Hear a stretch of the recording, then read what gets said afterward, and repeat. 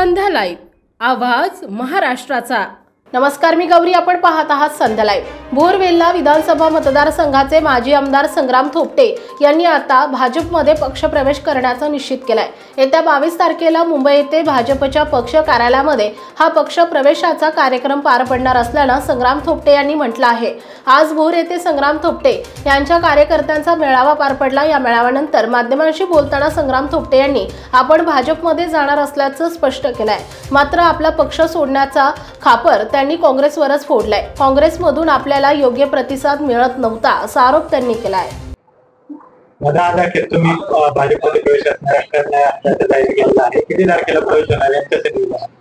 आज भोर तालुक्यामधील कार्यकर्त्यांची संवाद मेळाव्याच्या माध्यमातून चर्चा झाली आणि 2 दिवसापूर्वी भोर असेल, राजगड तालुका असेल, मुळशी तालुका असेल, याही कार्यकर्त्यांची चर्चा झाली आणि या चर्चेमधून सर्वांचं मत त्या ठिकाणी तयार झालं आणि त्यामधून लवकरच भारतीय जनता पार्टीमध्ये प्रवेश करण्याच्या बद्दलचा निर्णय आमचा झालेला आहे। म्हणजे इतक्या वर्षी तुम्ही काँग्रेसची निष्ठा होता, आता काँग्रेस सोडण्याची वेळ तुमच्यावर आली? काँग्रेस सोडण्याची वेळ खरं तर काँग्रेसमुळेच आली असं म्हणलं तर वावगं ठरणार नाही, कारण की गेले सातत्यानं मी 15-20 वर्ष म्हणजे आता माझ्या राजकारणामध्ये तर मी 1999 साली राजकारणात आलो। 99 ते आता 2025 साधारणतः 25-26 वर्षाचा कालावधी त्या ठिकाणी लोटलेला आहे। त्यामध्ये तर मी पक्षाचीच प्रामाणिकपणे काम केलं, परंतु काय सातत्यानं पक्ष पातळीवर सुद्धा जे काही अडचणी होत्या ते मी बऱ्याच वेळेला मांडण्याचा प्रयत्न केला, भूमिका माझी मांडली। त्या भूमिकेला म्हणावं तसा प्रतिसाद पक्ष पातळीवरून त्या ठिकाणी मिळताना दिसत नाही आणि अशी एकदा दोनदा नव्हे 3-3, 4 वेळेला अशी घटना घडल्यात की त्यामुळं कार्यकर्त्यांचं सुद्धा मनोबल हे पूर्णपणे खच्चीकरण त्या ठिकाणी झालेलं आहे, मनोबल हे खचलेलं आहे। आज कार्यकर्त्यांची मनातली खतखत होती की तुम्ही सातत्यानं भूमिका घेताय पक्षाबरोबर काम करण्याची, पण पक्ष म्हणून तुम्हाला ताकद देण्याचं काम हे ज्या पद्धतीनं व्हायला पाहिजे त्या पद्धतीनं होताना दिसत नाही। म्हणून मग नाईलाजास्तव सगळ्यांची भूमिका जी आहे त्या सगळ्यांच्या भूमिकेनुसार आज आम्ही पक्ष प्रवेश करण्याचा निर्णय घेतला। दादा, राजगड कारखान्यात संदर्भात काय अडचणी होत्या यासाठी आपण आज भाजपकडे जातात किंवा अडचणी राजगडच्या आहेत, पण राजगड कारखान्याचे कर्ज महायुतीचं सरकार असतानाच मंजूर झालेलं आहे। हे काय महाविकास आघाडीने मंजूर केलेलं नाही। महायुतीचं सरकार असतानाच माझं कर्ज, एकमेव माझा विरोधातला कारखाना असून सुद्धा त्या ठिकाणी कर्ज मंजूर झालेलं होतं। आज ते कर्ज नामंजूर नसून तुर्तास स्थगित आहे।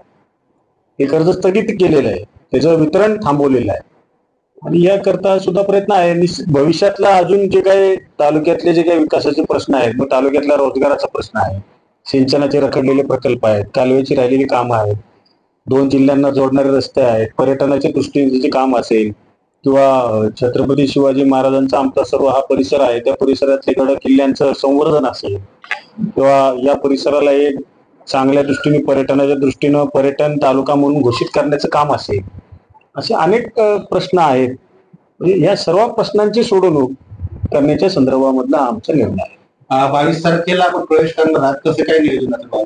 22 तारखेला सकाळच्या प्रहारामध्ये हा प्रवेश आमचा मुंबईला प्रदेश कार्यालयामध्ये भारतीय जनता पार्टीच्या प्रदेश कार्यालयामध्ये होणार आहे।